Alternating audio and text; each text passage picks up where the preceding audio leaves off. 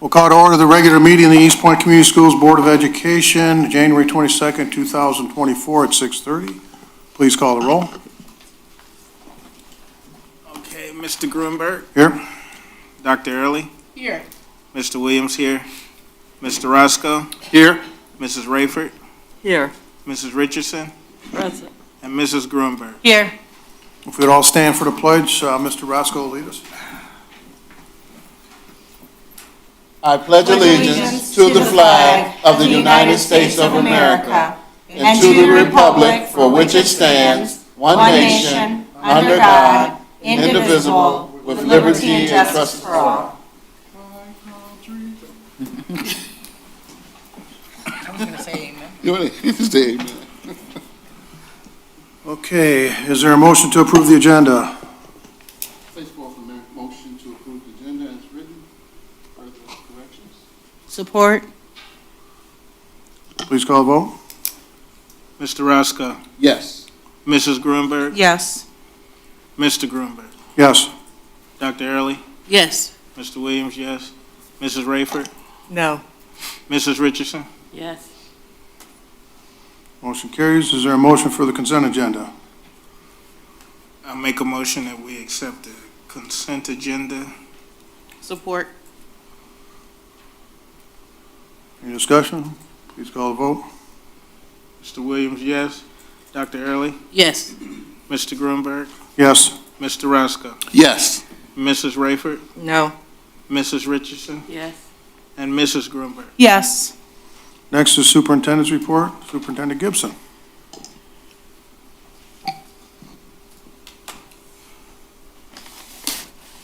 Hi, good evening, ladies and gentlemen, here in the audience and joining us from home. This is your superintendent's report for January 22nd.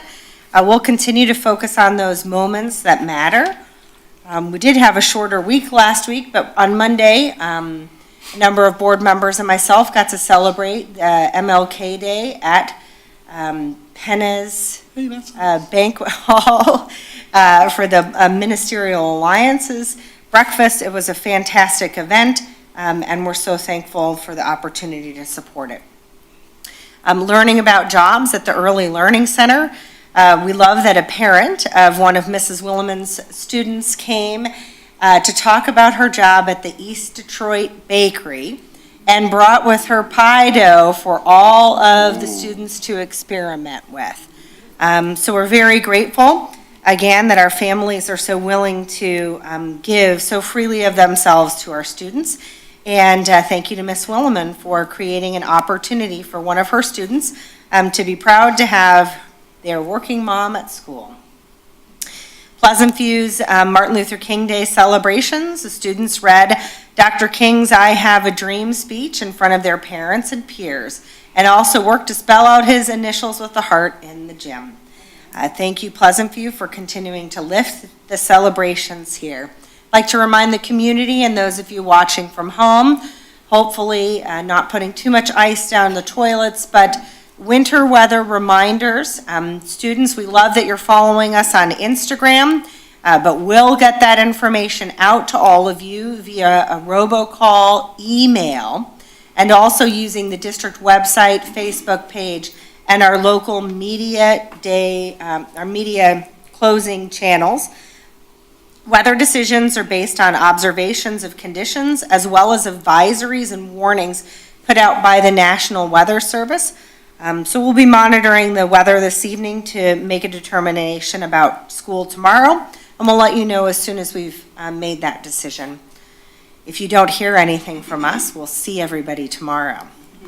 I wanted to take a moment and talk a little bit about all of the systems that the team has worked so hard to install that help our organization to function. And I first wanted to ground the board and bring us back to the installation of the blueprint.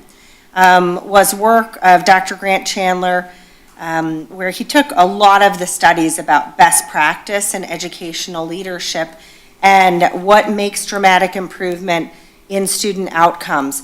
The district began installing the blueprint in the 2015-2016 school year, connecting district level work with building work through a number of systems.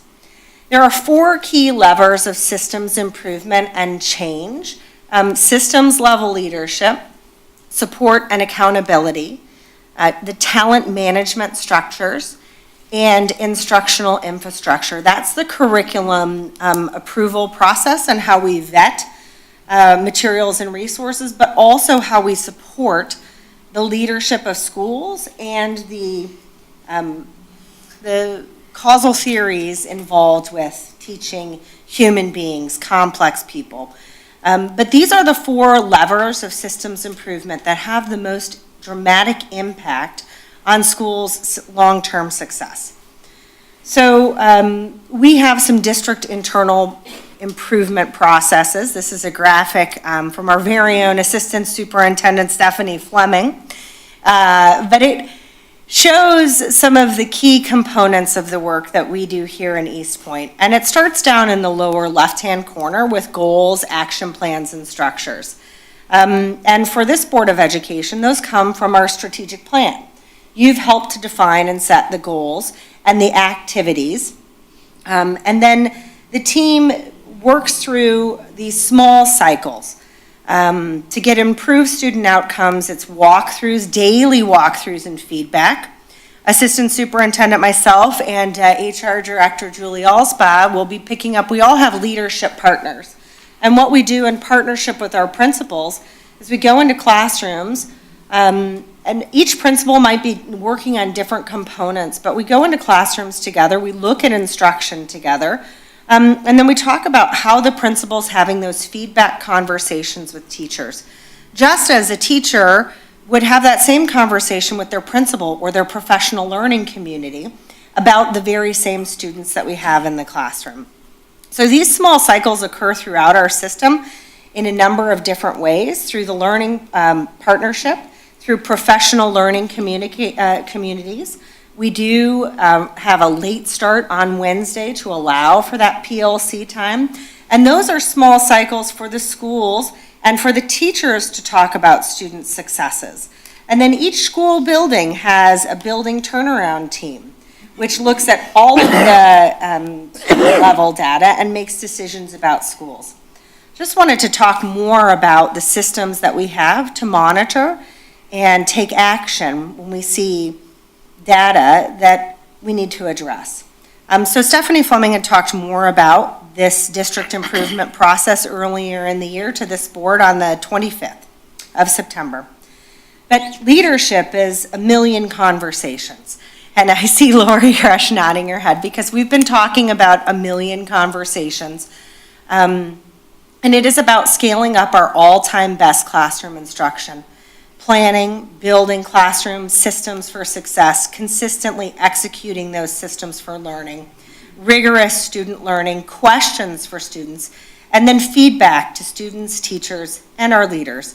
And then ultimately, it is about relationships. We know, and the research indicates, that when there is collective teacher efficacy, and that is all of the teachers working in concert together, we know from the research, and this is work from John Hattie, and John Hattie is a researcher of the meta-research. So he takes all of the research and says, educators, this is what you need to be doing if you want to have great student outcomes. And the number 1 impact size on student outcomes is collective teacher efficacy.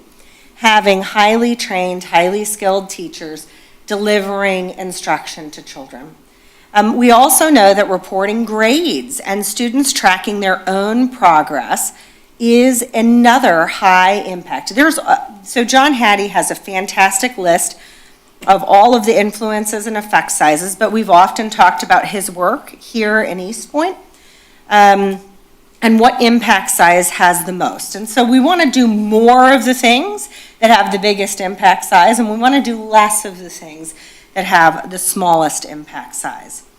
So again, to go back to collective teacher efficacy, if we know that has the largest influence and effect size, then we're going to live into a system of leadership that cultivates that, a high piece of support and accountability as a system, and then to continue to work on the talent management, hiring the right people, building their toolbox of tools, and then how we live into the instructional infrastructure. What are those systems we have inside of our schools for teachers to perform well? Inside accountability, the team has a system called performance management. Performance management are monthly regular meetings happening for district and building leadership to discuss data surrounding testing, attendance, behavior, and more. We have whole group sessions, and this year we're doing 4 whole group sessions, and those are our data points that the district team looks at when we do whole group performance management. We just recently had a whole group performance management, so I'll share a few slides from that. Continuous improvement check-ins, Assistant Superintendent Stephanie Fleming and Curriculum Director, Curriculum and Assessment Director Lisa Petrella, and Donna Fabian Grossman, our MTSS coordinator. They are going into the schools and doing check-ins 5 times over the course of the year, in between those performance management whole group sessions. And what they do is then they work with each school and look at more macro, instead of a big macro view, we're looking at micro view data, at school level data. From Donna Fabian Grossman, the MTSS coordinator, she's looking at is, do we have a good system going of tier 1 instruction? Are our tier 2 interventions working? What are the tier 3 things? Director of Curriculum and Assessment is going to be looking at, is the curriculum being implemented? Are they on pace? And so this is a fluid conversation with each individual building. They also talk about the instructional cycles for monitoring and improving instruction, the comprehensive needs assessment, which is part of our agreement with the federal government when we take federal dollars. We talk about our MyKIP goals and the grant-funded items that we are funding, because we're constantly evaluating, is what we are doing working, yes or no, and what are we going to do differently? Part of our system this year has been to develop a robust board presentation schedule. So this on the right is all of the previous presentations that the team has brought to you, and then our upcoming presentations. Building level presentations, as I talked about earlier at performance management, our building presentation data.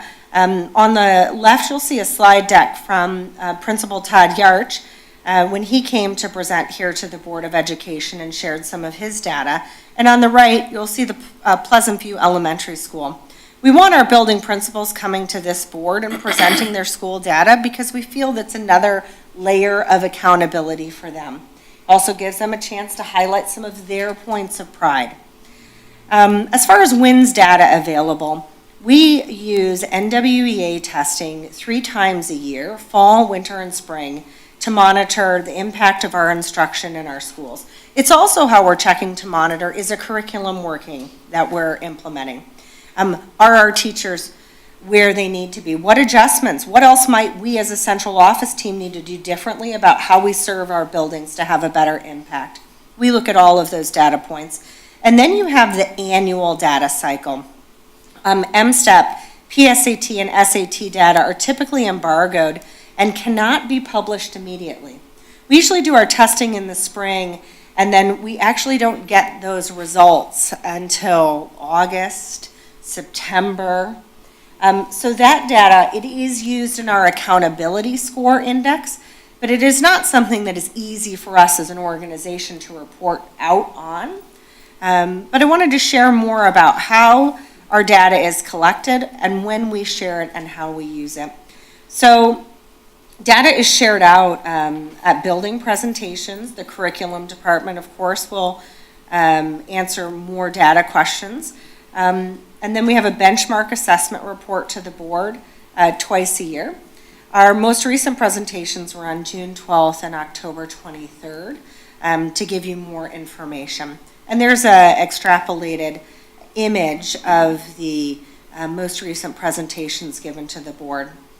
Our data is shared out to the parents and the community via the district's transparency reporting tab. And parents and community members can access that by clicking on the transparency reporting dashboard, Or you can go to the My School Data Parent Dashboard, which we presented about in October, to learn more about your school's data, whether it be East Point Community Schools or another. So there's another shot for you about how to find that data. So the next step is how we monitor it. And we have made a number of presentations to the board about our future curriculum adoptions, our summer programs, and coming up soon, we will be updating the board more on the strategic plan implementation. We are halfway through year 1 implementation. But for the community, if you haven't heard before, our strategic planning process is on our website under strategic planning.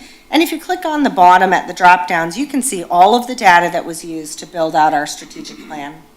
And those data points have been brought to the board as well. But in case you ever wonder, how does the district use data and make decisions? The data is available for you, including even the data retreat that the strategic planning team had, in which all members of the central office executive team were expected to put together data retreats about the data that we as a district needed to look at to build our strategic plan.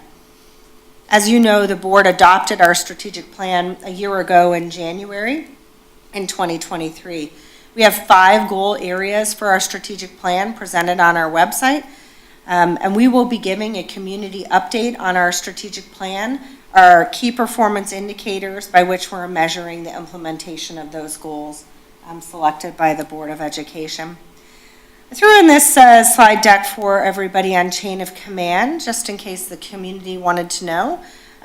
There are a number of people here in our organization to help and to support you. And Dr. Early and I believe Treasurer Roscoe at a MASB conference ran into some other board members who actually have this printed on the back of business cards.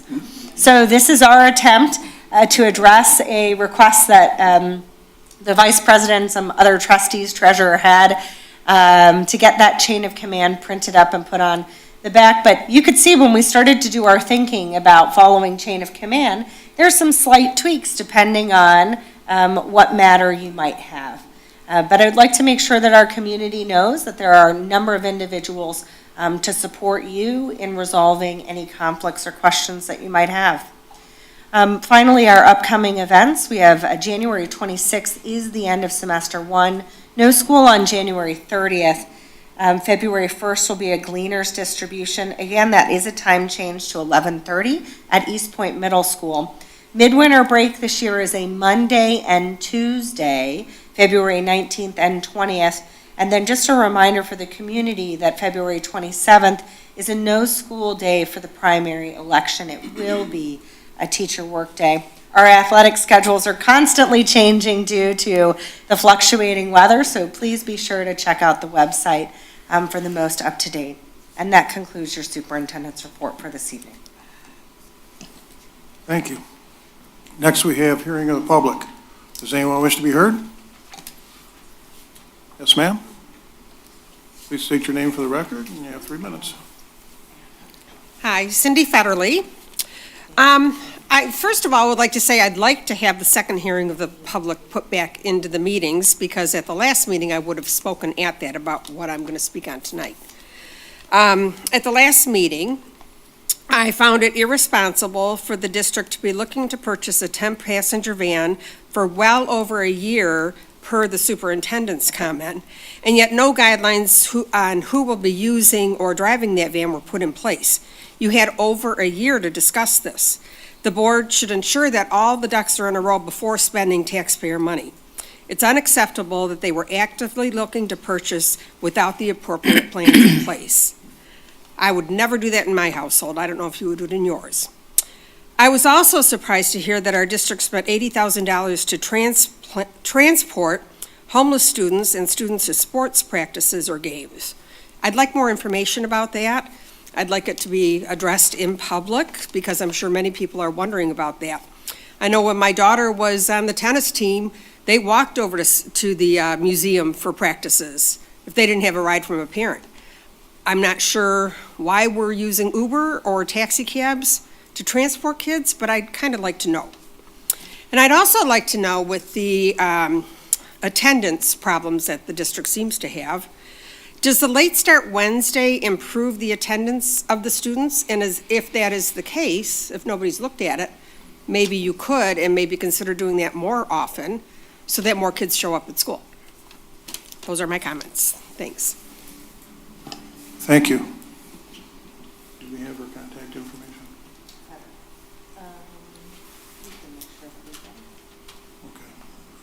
Okay. If you want to make sure that they have your contact information, they may be able to get back to you. Okay? It won't be at a meeting? What's that? It won't be at a meeting?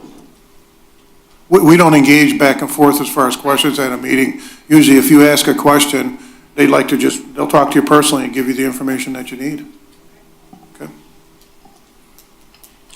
And I hate to say it, but I was notified by the superintendent we have to backtrack. I think that one of these young ladies out here is supposed to be giving us a presentation. Yeah, I apologize. I got excited that it was the end of the superintendent's report, and I forgot to introduce the second half of the superintendent's report. So I apologize to you ladies. And I'd like to welcome up to the podium this evening Lori Rush, the Director of Student Support Services, Donna Fabian Grossman, the MTSS Coordinator and Homeless Liaison. Come on up to the podium, ladies. This was part of the scheduled presentations throughout the course of the year to update the community more about the work happening here in East Point Community Schools. And Donna and Lori should be very proud of the work. So without further ado. Well, I'll go ahead and kick us off because that was. Thanks. Yep, Oh, no Stephanie, problem. Thank you. All right, so tonight we're going to be sharing student support service work. That is aligned to, if you want to flip to our strategic plan, that is goal area number 2, which is our learning environment and supports. More specifically, the goal to establish a safe, positive, and engaging learning environment to meet the academic, social, and emotional needs of each student.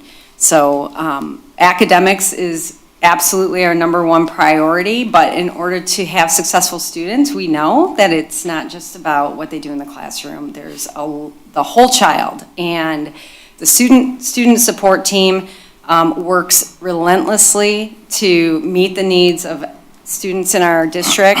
That does entail a lot of pieces. And so, Christy, if you want to switch to the next one, under the umbrella of student support services, and this is not an exclusive list, but these are just some of the pieces that go under this umbrella. You have special education, we have registered behavioral therapists, or RBTs, our BCBAs, psychologists, social workers, at-risk social workers, interventionists, our deans of students, counselors, and tutors.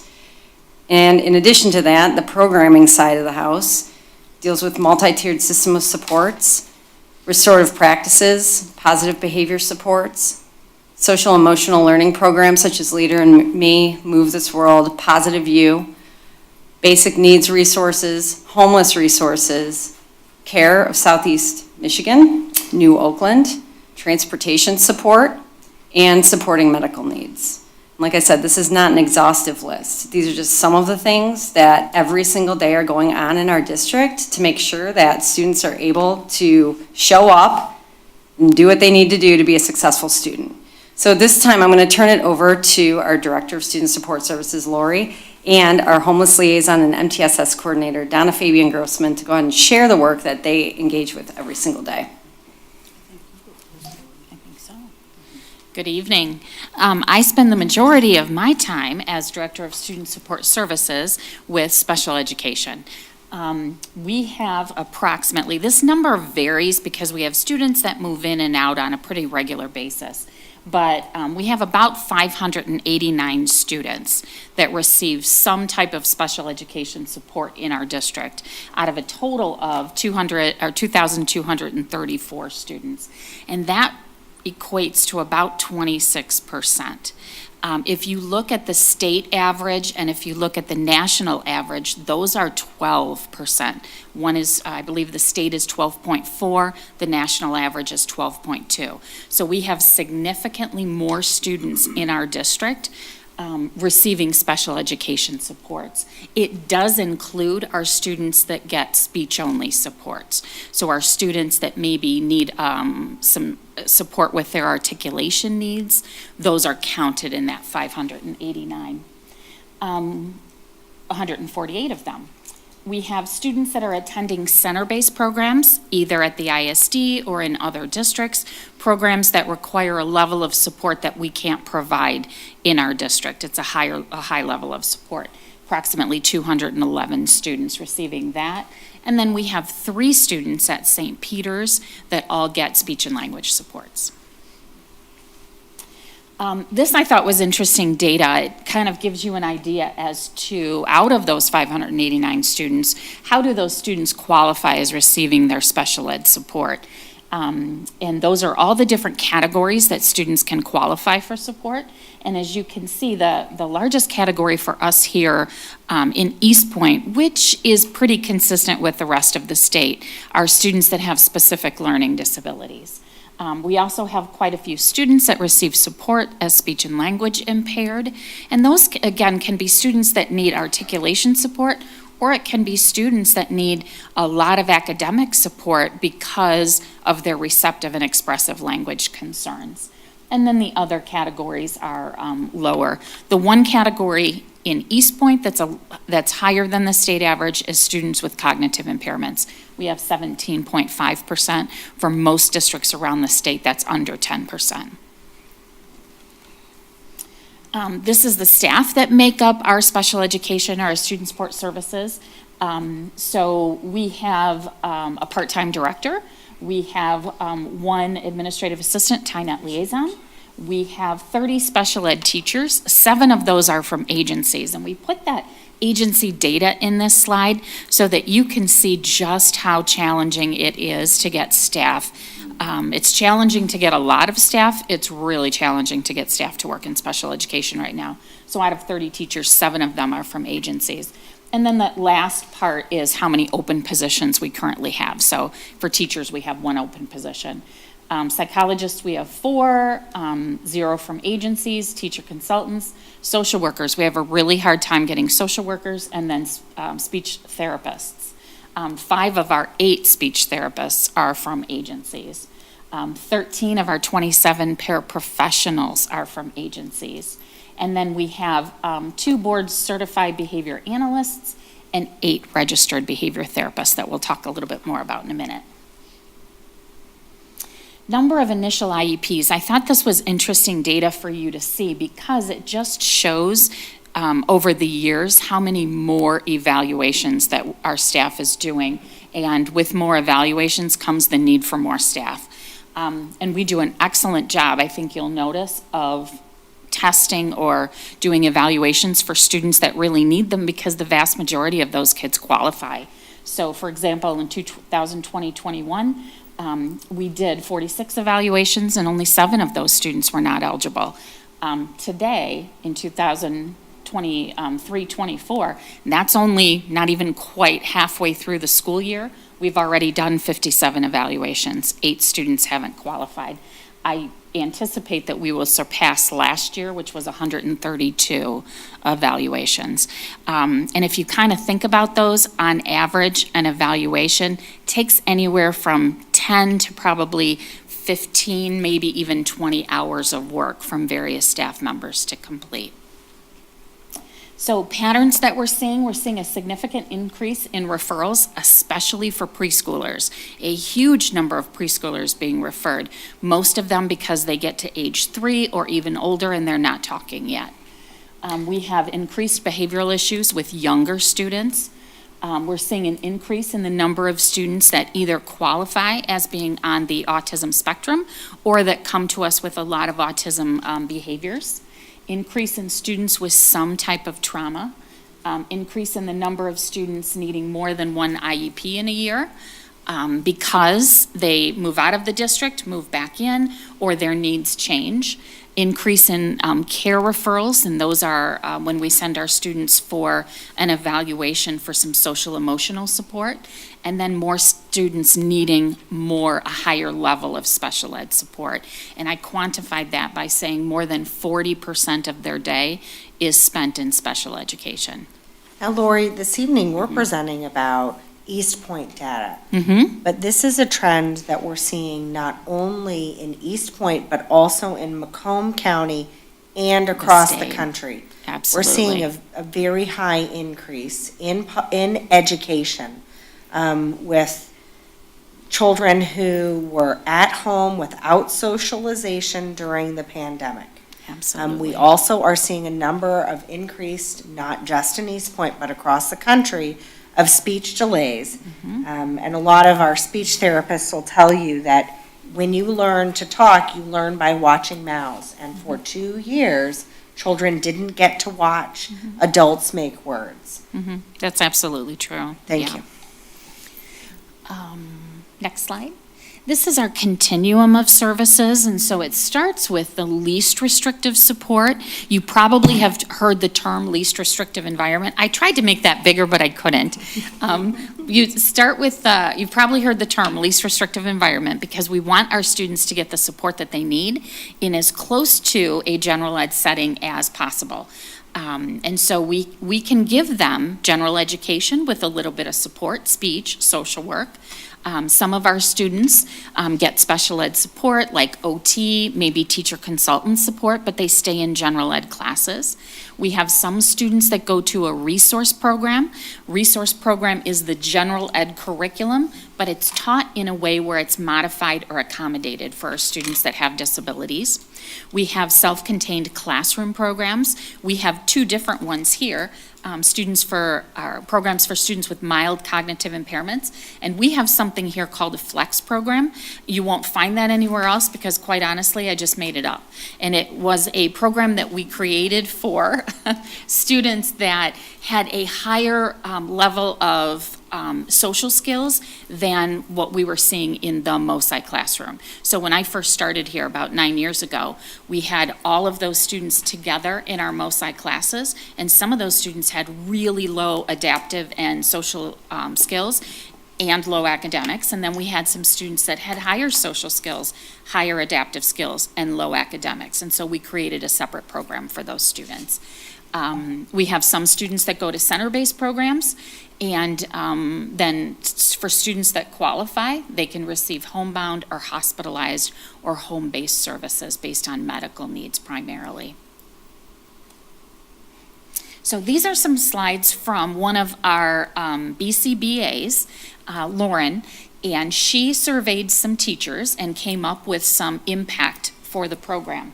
Our BCBAs and our RBTs were put in place about 3 years ago, 2.5 years ago, to improve the behavior of those students that were significantly impacting their elementary building because of the choices that they were making or the behavior they were engaging in.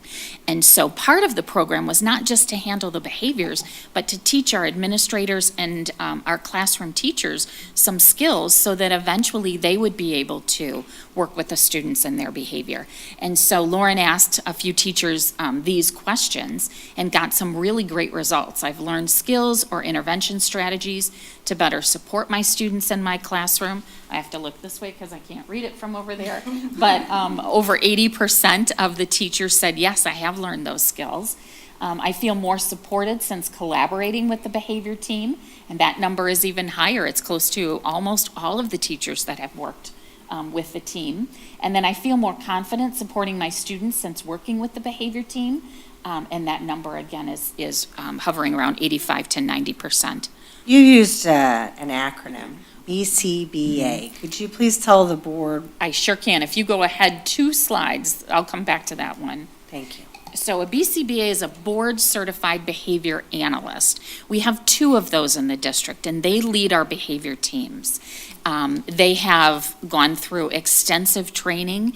It is a term in a program that's most often associated with ABA, Applied Behavior Analysis, primarily used for students on the autism spectrum, but the techniques and the strategies they use can be successful for all of our students. And so we're trying that in our elementaries only. So our BCBAs lead the work for the behavior team.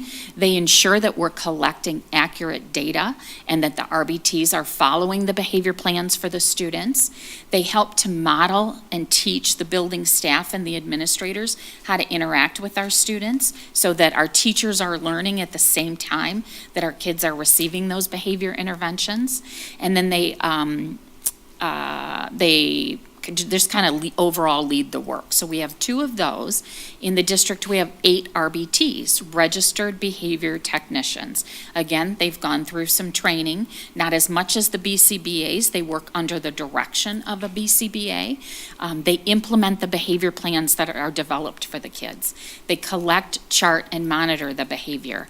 And then they report back to the administrators, the teachers, the BCBA about the successes that they've seen with the students. And then this is the last slide that one of our BCBAs created for us. She wanted to show just the positive impact since the behavior team has been there. And so that blue bar is the number of students that graduated out of working with the behavior team after just 1 year. And then the red box is the students that continued a second year.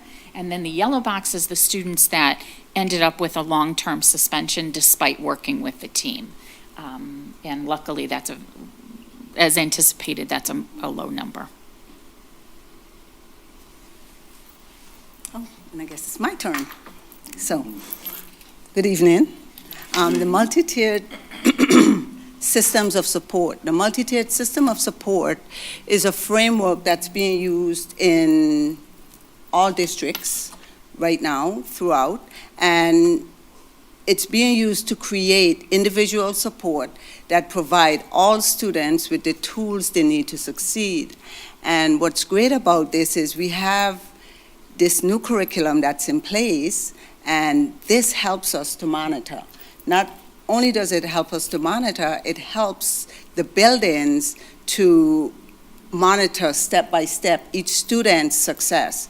The multi-tiered system will ensure every student has the opportunity to experience success, which is really great. The 3-tier system begins with high-quality classroom instruction for all students, and when needed, provides students with increasing levels of support based on identified academic and behavioral needs. And so first is attendance. Without attendance, then you're going to have behavioral issues and academic issues. So because attendance is an integral part of a child's education, the responsibility is shared equally by students, parents, guardians, teachers, and administrators. And we try to make sure it's like a team working together on this. The multi-tiered system of support is divided into 3 parts. The first tier is all students. Tier 1, all students receive a high-quality core classroom instruction as well as positive behavioral support where desired behaviors are taught, modeled, and reinforced through school-wide positive behavioral interventions and supports. And Lori, Ms. Rush, mentioned some of the support staff that we have that helps with that. All students are provided with instruction to support their social, behavioral, and emotional development. Tier 2, in addition to Tier 1 instruction, with Tier 2, the students with identified needs. So a student may have a behavior issue based on something sensory. So for a student who's identified as having more needs, they will receive additional targeted academic or behavior interventions to accelerate learning and to help support behavioral needs. Tier 3, students receiving Tier 3 support have been identified as requiring intense academic and behavioral support in addition to the core curriculum. They will receive in the classroom, which will address specific needs. And for attendance, one of the things the buildings have been doing with this multi-tier, starting with attendance, they're reinforcing each behavior positively. So for example, with attendance, they've been having attendance assemblies, and also for students who are on track with attendance, because attendance is a big problem throughout the United States for students. And so for the students that are attending school every day, they're giving them rewards, and a reward would be like a certificate, an assembly to say, thank you for showing up. And parents are really encouraged by this. So when these students receive these awards, it motivates them to continue to be in school every day. The tier 2 would be targeted support. And so it's a student success team is pulled together. So first they are gonna identify what the problem is. In K2 and 3-5, we have at-risk social, the student support success team would be made up of the at-risk social worker, student success coach, behavior team, BCBA, RBTs, and teachers. In the secondary, it will be made up of at-risk social workers, restorative justice, dean of students, academic interventionists, and the student. So this is another example of, like, if there's a problem with attendance, immediately there's intervention. The teacher will contact the parent. The teacher make agreements with contracts with the parents about attendance. So these are different things that the buildings are putting in place to make sure that the parents see the importance of attendance. Another example of Tier 2 targeted support would be when a problem is seen, the team is pulled together. Next slide. And this is a slide of the team. And in Tier 3, this will be intense. This is where the intense support happens. And a lot of times, you don't know what the problem is. So at Tier 2, I didn't mention this, but at Tier 2, we usually notify the parents that we're having problems, whether it's attendance, behavior, or academics. So the parents are always notified.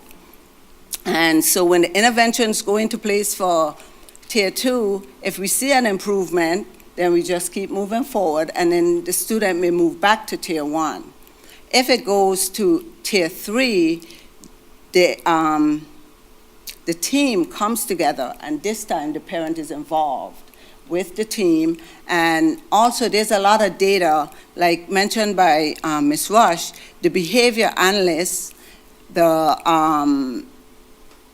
intervention, academic interventionists, they're taking data all along. So all this data is pulled together. So they're trying to see what are the barriers, what are the aversions, what are the disengagements or the misconceptions? What is the problem that has created this barrier for this student?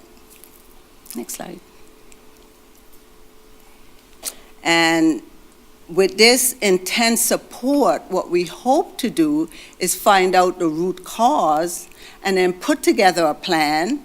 The team put together a plan together with the parent and try to get the child to where the student to where they need to be. So coordinate with multiple systems if necessary.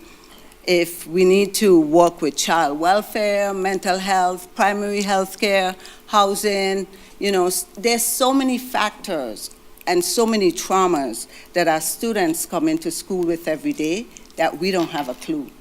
And so if we could find out what the problem is, then we could address it. But if we don't know what the cause is, then we can't address it. And it's the same with behavior. With the behavior analysts, what they do is they try to find the cause of the behavior, because if you know the cause, then you can help to do an intervention. But if you're just kind of like throwing everything at the wall, then you're not sure what's causing the behavior, so you're gonna keep getting the same behavior. You may fix it for one day, but the whole idea is to fix it so that the student can move forward. Next slide. Next is our resources for families that are experiencing homelessness. And one of the things that's really great is the MISD put together, Macomb Intermediate, yes, put together a video that all our staff, essential staff, can watch. And it talks about homelessness. And the federal government has funded every school in the United States to transport homeless students, because one of the things they realize is we have a lot of children that are not attending school because they're homeless. And so with that, the federal government has funded that, and so it's a requirement, it's a law, we don't have a choice. It's not like we decide we want to transport this many students, or we have to do it because it's federal funds. And so with that, right now in our district, we have around 71 families that are experiencing homelessness, and it fluctuates, and foster care. All our families receive assistance with transportation because that's a part of the law. They receive bus passes or gas cards, or depending on where it is or the age of the child, sometimes we have to do a pickup service. In 2022, 2023, we gave out at least 253 gas cards. And 2023, 2024, we have given out about 113. And this is the thing, though, based on the data that I've been taking, more children have been attending school. So it's not because the gas cards, even the transportation, is tied to attendance. So it's not like we just give gas cards.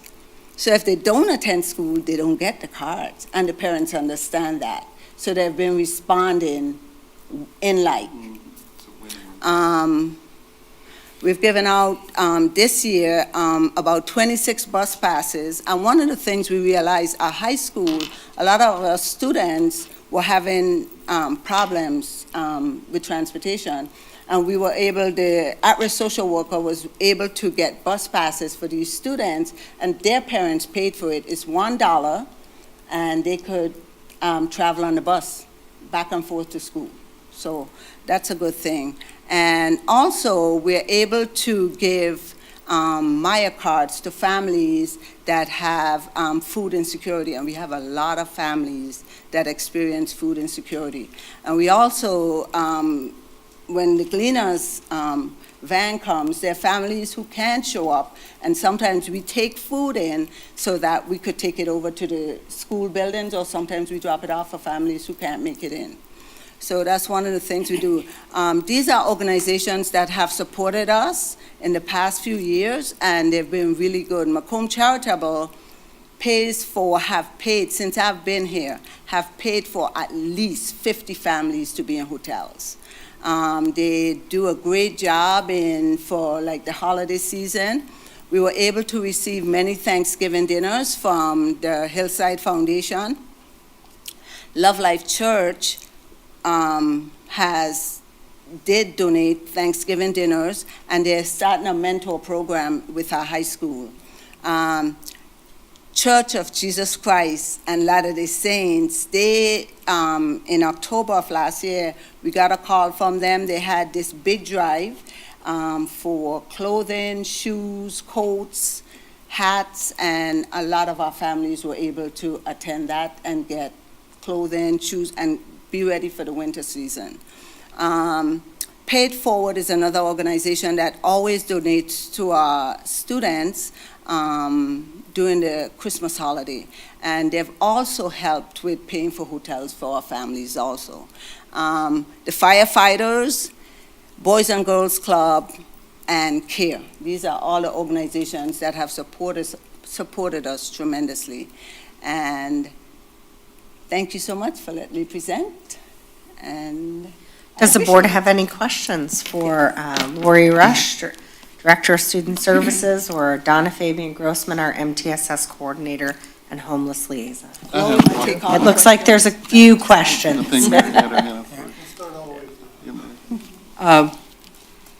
The 148 students needing speech services, that's a lot.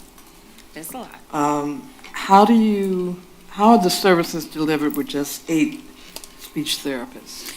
That is a great question. Our caseloads for our speech therapists right now are quite high. Almost all of them have at least 60 students on their caseload. We have, out of the 8 therapists, 2 are part-time. 3 of them work in person and 4 of them work remotely.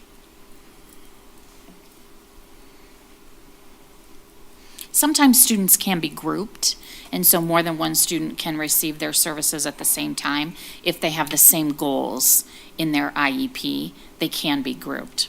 Okay, how does it work with the remote service? We have an in-person facilitator that works with all of our online therapists. And so the in-person facilitator picks the child up from the classroom, brings them to a location where the speech therapist is on the computer, has materials that they have ready for the session, tries to keep the student engaged with the therapist, and then returns them to the classroom and picks up another student. So I don't see any other way that it could be successful except having an in-person facilitator. Okay. I would just like to say thank you for all you guys do for the kids. It's amazing, and I hope the van that, I believe it was paid for by grant money, wasn't it? Yeah. Will be of help to you too. Thank you. Thank Great, you. Great. I concur with that, what you just said. Congratulations on the hard work that you guys are doing. Now, my question would be, on the first slide, the cognitive behavior. Is that drawn out of early intervention, that number 17%? And is that a little high? And how are you bringing it down? But I think superintendent probably answered a lot of it, if I'm not mistaken. Well, all of our evaluation teams follow the guidelines, the federal guidelines for identifying students. And so every student has to qualify. Cognitive impairment is an IQ at 70 or below with adaptive behavior concerns. And so if the student meets that criteria, then they can receive services. One of the things that we always tell our parents that I think it's important to know is it really doesn't matter how a student qualifies. It just really gets them in the door of special education. Once you qualify, all the services you receive are based on need, not based on what we call them. So it isn't like if you have a cognitive impairment, you get these services, and if you're autistic, you get these services. It's based on every child's individual need. It's just required by law that we put a label on in order to get them in the special ed system. Oh. I Other don't like piece it, to but it's those required. numbers, I think that is worth mentioning, is that schools of choice, we often don't have schools, our children don't leave our community schools of choice to go to other districts for special education. So if the That's true. district is impacted by schools of choice, when a district does a school of choice agreement for a special education student, we have to do what's called a cooperative agreement, where the home district agrees to pay all of the costs for special education students. So you see in districts with a high proportion of schools of choice leaving the district, you also see a high proportion of special education students because a district accepting schools of choice does not take special education students.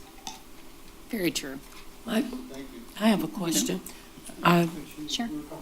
Oh, I'm sorry. Go ahead. Yes, sir. Mine is the tier 3. Of the tier 3, is that where the 500 students lie, or are they lying on the 1 through 3? Special education is, sometimes people refer to that as tier 4. So our students that are in tiers 1 through 3, those are not our special education students. Okay. So they are out, they've already hopefully Been pulled out of been that through number. the tier system, and the interventions weren't successful, and so then we evaluated to see if they had a disability.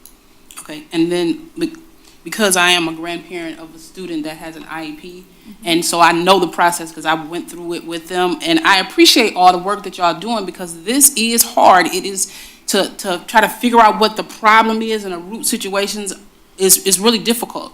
And so the fact that y'all taking the time to do that is admirable. Well, I have to shout out our teams. We have the most amazing evaluation teams. And then the real work comes with the special ed teachers, the social workers, and the speech therapists. They are the ones doing the hard work on a day-to-day basis, and they really care about our kids. And then is there a way, because I know we only have two BCBAs, is there a way for us to get another one or another one? Like, I mean, the teaching pool has shrank and people are like, oh, we need to get teachers, but you can't grab a teacher when there's no one to grab. And so you can't be like, hey, I can grab a teacher from this district. They don't want to leave their district, they got their own thing going on. So, I mean, like, but is there a way, or is there like a training program or something that we can figure out to bring them? Well, that's one of the things we've incorporated into the program, is that they've been training all along. They have done some great trainings for our teachers during PLC times, during professional development. So our teachers and staff have been learning from them ever since we started the program. And we do evaluate on a pretty regular basis how the programs are going. I appreciate you. Yeah, Thank you. I gotta, they kinda hit on my question a little, but talking about the tier 1, tier 2, and tier 3 students, are they evaluated or identified by some type of test, or how are they identified? And does the test group them all together, then you go through and reevaluate them to separate them in the tiers, or how does that actually work? They're evaluated based on attendance, they're evaluated based on behavior, they're evaluated based on academics. So the tiers is for all three. So if you have a student that may be having a lot of behavior issues, there could be that the student is not in school a lot, so they haven't adjusted to school. So maybe it's the attendance part of it. Or you may have a student fail in all their classes, but hadn't come into school for like one day every week. So basically, a big part of it, like mentioned before, is to figure out what is creating, what is it that's causing the barrier. So you have to look at all parts, the full scope of the student. So you look at attendance, you look at behavior, and we look at academics. So if they're at risk and fail in a class or fail in 2 classes, that's gonna have that's when the student success team gets together and they look at the student. Are they attending classes? Yes, they are. What is the behavior issue? No behavior issue. So there's something going on academically. So, as far as a test, though, there isn't. However, students' performance on statewide assessments is one piece that's used when they're trying to determine academic need. And so that could factor into a student getting tier 2 or tier 3 supports. And then as students improve, or if they don't improve, they can move through the tiers. You might start out as a student needing tier 3 support, and when the interventions start to be successful, then you might move to tier 2 and then hopefully eventually become a tier 1 student. Okay. Okay, I was just wondering, with the foreknowledge and everything that you've shown on the screen, are you aware of this purchase that they're talking about, Teach Town? Yes. Have you experienced it yourself? Yes. I was trained when we originally tried it in the district several years ago at a very small scale. So yes, I'm very familiar with Teach Town. Are you the only one, or just your staff? I know you don't have that many, but is everyone on there familiar with that? We piloted it in 6 classrooms over the last couple of months. And so all of those teachers are and paraprofessionals that work in those classes are very familiar with it.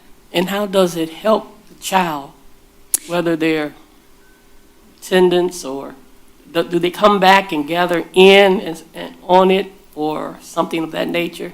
Well, it helps because it's able to be individualized for the student's needs. It also, a lot of research was put into that program so that it teaches differently, or it teaches one particular skill in a multitude of ways, so that if a student doesn't catch on to it, it's taught in other ways. It has a online component, it has a whole class component, it has paper pencil component, so it really incorporates pretty much any way that a student might learn best. And we have had a lot of success with that program over the last couple of months in the classrooms that we've piloted. We even asked our teachers, how do you feel about it? And there was one teacher that felt like maybe it didn't have enough math practice for his students. Other than that, overwhelmingly, every teacher said, my students have made tremendous progress, and it's a program that is easy for them to use as a teacher. Because when that number of 30 special ed teachers, not every teacher is fully certified yet. And so this makes it so much easier for those teachers who maybe don't know how to take information that their students aren't catching on to because of their disability and accommodate it or modify it for those students. This program has already done that work and that research to make that happen. Okay, thank you. You're welcome. That leaves me, I'm just going to make a comment. I'm a brother of a ex-teacher or retired teacher, and back in 1980 when she graduated college, there were not so many teaching positions at the time, but there were openings in special education. So she decided to go into special education, actually at a neighboring district of ours. She found it so rewarding that she ended up being in special education for 28 years, which my understanding is an awful long time. Yes. But all I can say is I can imagine, considering that that was the only teaching position that she could get back at the time, because there were so many people had teaching certificates at the time and looking for jobs, and to now where the pools are a lot smaller, and I can imagine that filling those positions are even harder. And I guess to make a long story short, or make a long comment shorter, is I just have a deep appreciation for what people do in special education and support services, because as you mentioned, every student does have a story. And the better we get to understand the stories of the various individual stories of our students, the better we can help them. And it takes a special person to actually try to reach out and try to get those stories as best they possibly can. It's not to belittle any of the other teaching positions in the district, but to me, special education, it takes somebody, while all our teachers are great at what they do, it takes another level of something, and I don't know exactly what it is, to create a really good special education teacher as well, too. Yeah. So, We have some great ones. yeah, and it's just, I don't think it gets realized enough, and when you look at the percentages, and we're double, of other districts, and I guess I kind of have one small question you can tell me. So like, for instance, there were 3 students that came from a parochial school that we provide services for, and I'm assuming that we get reimbursed for the services that we provide for those students whenever we do it from students outside the district as well too, right? Yes, and we're also required to spend a certain amount of our federal funds on students in parochial schools that live in East Point. These 3 students get speech services only, so it isn't a huge expense to us. And then I noticed as well too that there was, I think, 211 students that were in center programs, and we have 589 students altogether. I'm assuming that the 211 is part of that 589. Yes, and our. So that's not an addition to, so, and when they're in the center programs, the money kind of follows them the same way. So like they come from our district, but the funding we receive for that student basically gets turned over to the center program to provide the resources necessary to provide them with the services they need. It does, in addition to Medicaid services. Okay. So we track Medicaid, we bill for Medicaid, and then the money for that goes to the ISD in order to further provide for those students. Okay. Once again, thank you very much. Thank you. Thank you. Appreciate it. Thank you so very much, ladies. Thank you, Assistant Superintendent Plum. Okay, next we have Board of Education. we have some policies due to legislative changes that need to be updated. Is there a motion to approve the revised education policies as presented? Make a recommendation to adopt the revised Board of Education policies 14, 15, and 16 due to legislative changes. Just to be clear, that'll be Article 5, Section 14, 15, and 16. Support. Questions, comments? Please call the vote. Mr. Roscoe, Yes. Dr. Early. That was Cassie. Oh, I'm sorry, Cassie. Yes. Mr. Grunberg, Yes. Dr. Early, Yes. Mr. Williams, yes. Mrs. Rayford, Yes. Mrs. Richardson, Yes.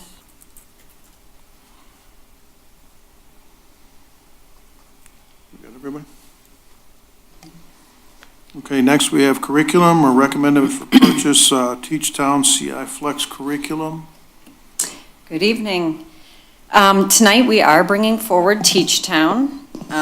This was presented at our last board meeting, where we did have representatives and, a full kind of presentation around the curriculum and the pilot that we have been running as referred to earlier. We had 6 classrooms piloting this for our special education students.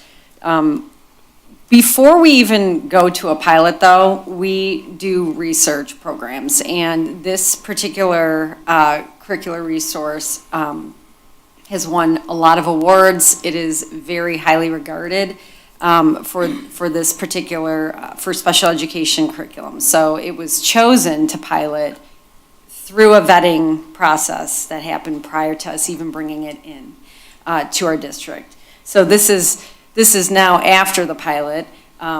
We have gathered our information and we're bringing it forward tonight.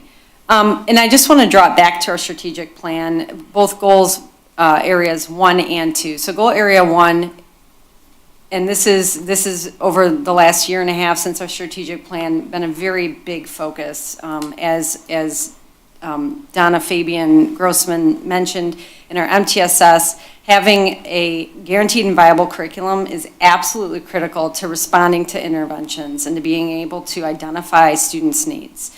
So articulating a clear, meaningful 21st century PK-12 curriculum and assessment system for all subject areas, this is a piece to that puzzle.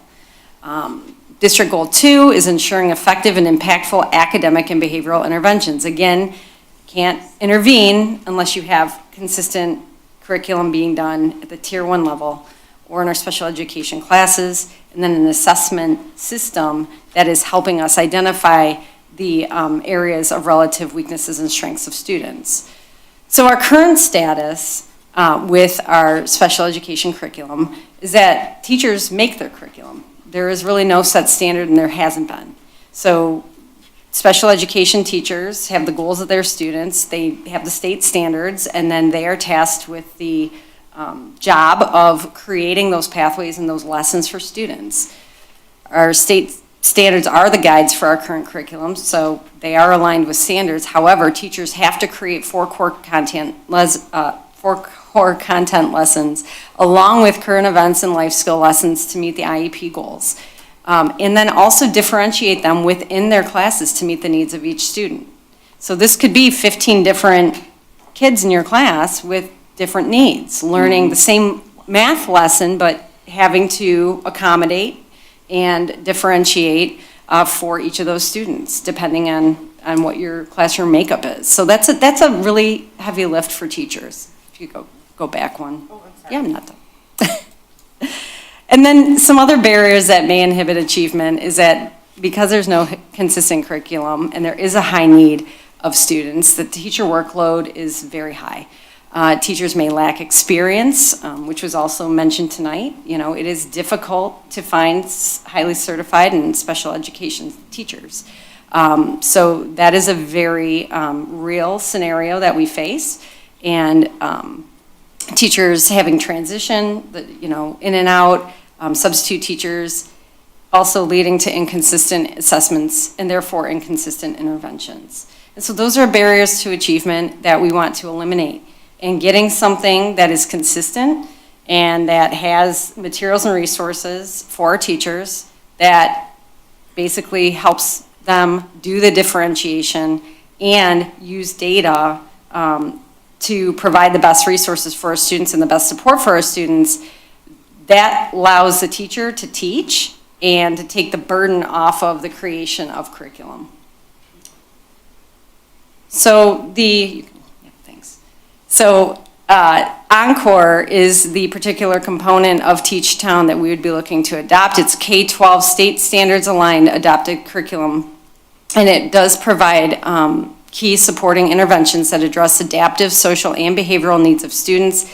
This particular package also provides us with extended school year curriculum access, which is really important because oftentimes our students do need extended school year instruction. We offer that to our families, and so having that extended school year curriculum is extremely helpful for our summer programs and our extended day programs. You can go, yep. So there are three components to it. It's the I do, we do, you do methodology here, and then and those are just some samples. This was actually drawn out of the last presentation that we have, but that's kind of the breakdown. And so you can see the core vocabulary and concepts, and then they have components that they can do as a classroom demonstrating, and then specific to the student, the independent student practice, which is developmentally appropriate and can be differentiated for our kids. In what we would be purchasing, we would be getting not only the extended school year package, but we would be getting the current events and ready-made resources, teacher materials in both print and virtual, and then student hands-on materials, and again, print, student workbooks, manipulatives kits, and then also the virtual components.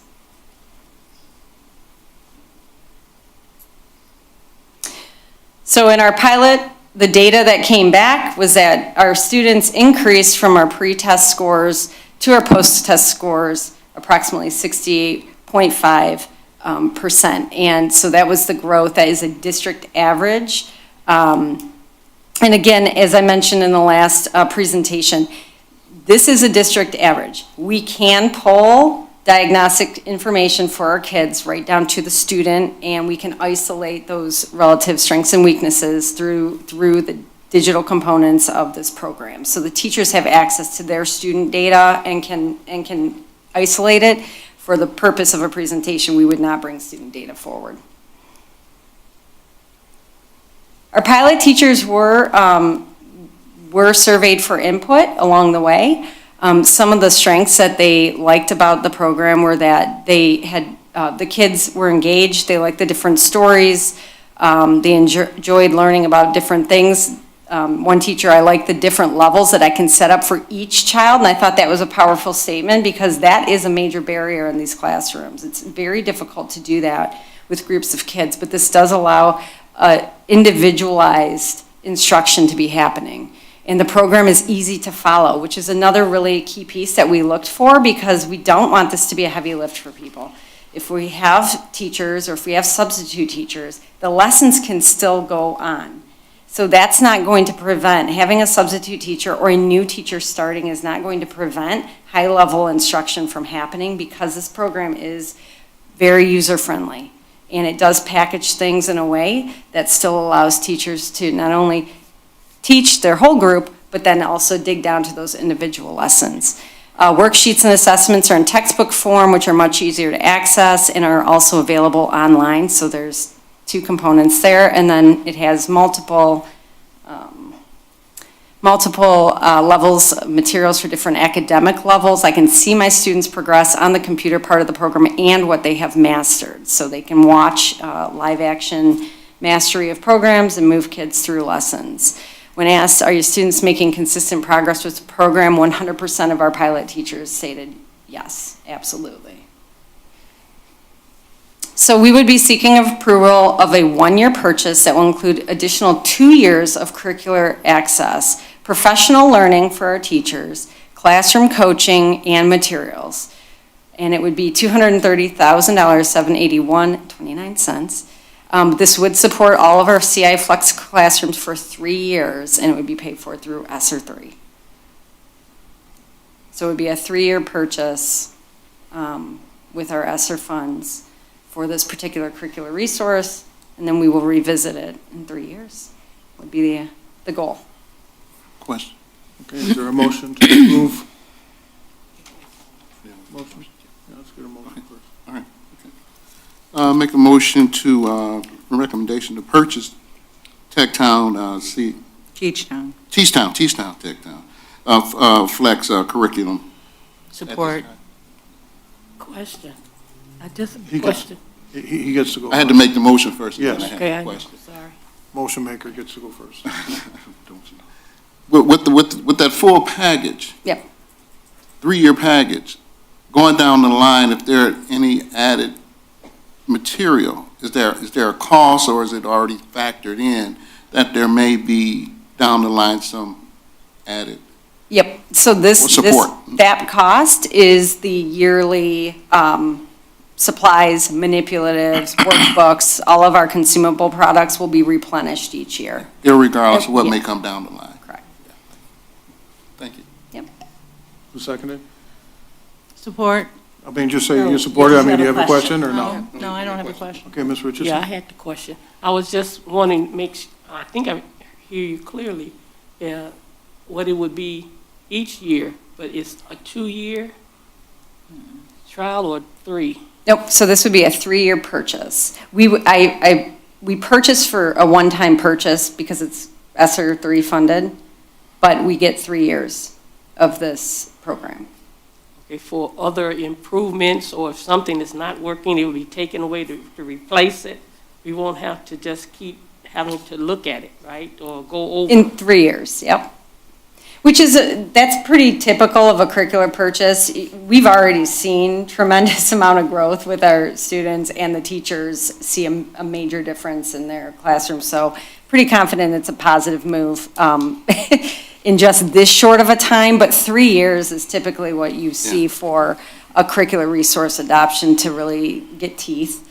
And at that time, we can absolutely revisit it. But we will be revisiting this data through our performance management 4 times a year. This is part of the data that we are consistently monitoring. Okay. Yeah, Okay, absolutely.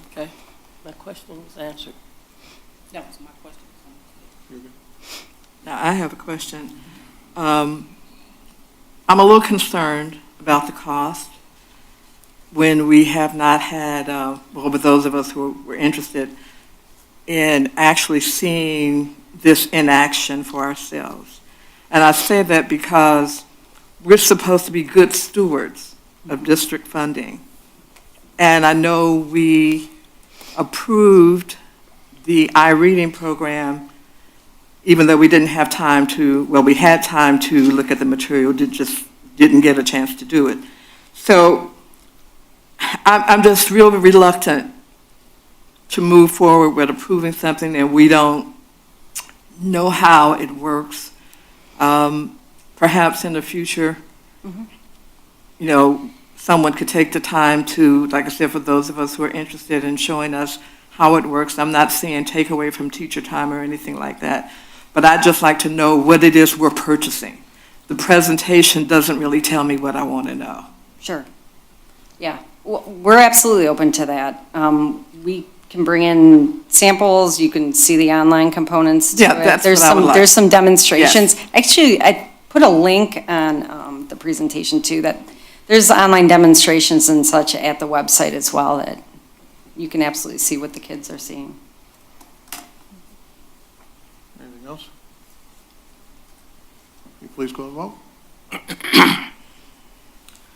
Mr. Roscoe, Yes. Mrs. Gruenberg, Yes. Mr. Gruenberg, Yes. Dr. Hurley, Yes. Mr. Williams, yes. Mrs. Rayford, No. Mrs. Richardson, Oh, no. Okay, is there a motion to go into closed session, attorney-client privilege? I make a motion that we go into a closed session for attorney-client privilege. Please call the vote. That was Early and. Dr. Roscoe. Early, Yes. Mr. Roscoe, Yes. Yes.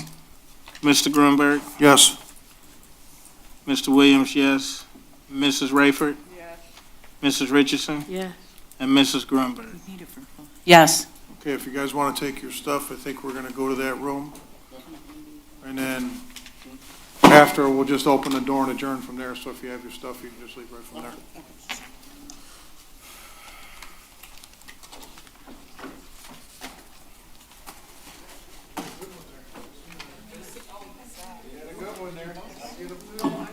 Every now and then you get one, it's just like,